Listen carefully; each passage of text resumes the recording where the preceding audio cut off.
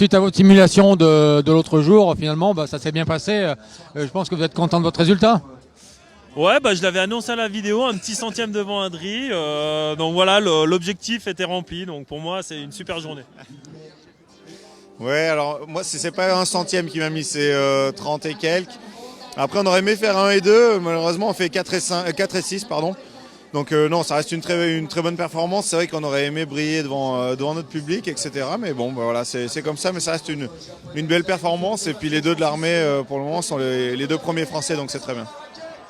Donc là, ouais, je pense qu'il y a quand même, c'est une super performance. Vous êtes tous les deux dans le top 10. Il y a un petit jeune qui est derrière vous, qui est pas très loin, qui est de la vallée aussi. Donc t'as eu peur là pour ta supériorité chamoniarde? Non, je pense que ça fait déjà un mois de janvier qu'il pousse. Donc voilà, c'est super pour lui. Normalement, il va décrocher les 30 pour la prochaine course. Donc ça va être génial de chamoniard dans les 30. Ça fait longtemps qu'on n'a pas vu ça. Donc voilà, ça va être bien.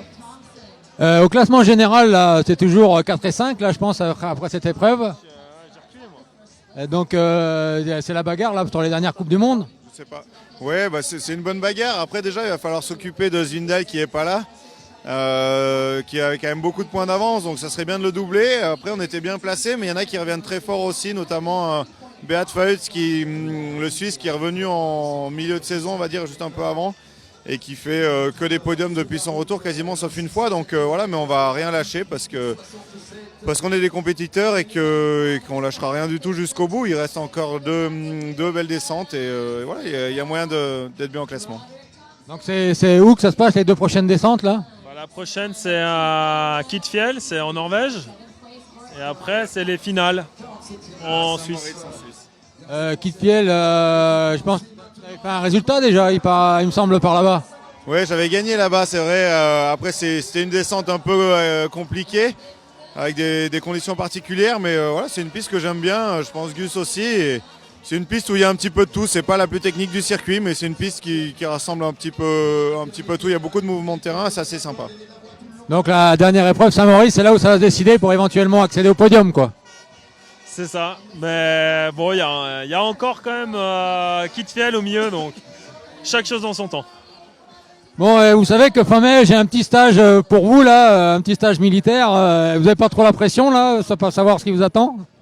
Un petit peu, c'est, on va dire, à moitié notre monde. Donc voilà, mais je pense qu'on aime ça aussi. Moi, je suis très très content de tous ces stages. On découvre déjà quelque chose chaque fois et un autre univers aussi. Et c'est hyper important. Et puis on se rend compte qu'en fait, on est très proches. Même si on ne fait pas tout à fait la même chose, on est vraiment très proches les uns des autres.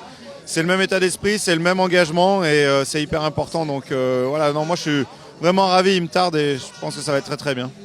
Donc là, moi, ça fait 2-3 jours que je vous vois là. Je vous vois bien dans votre tête, bien dans votre corps. Donc je pense que ça va bien se passer pour la fin de la saison. On espère aussi, donc voilà, on verra bien. Bravo à tous les deux et puis merci pour votre engagement et merci pour aussi bien défendre les couleurs de l'armée de champions.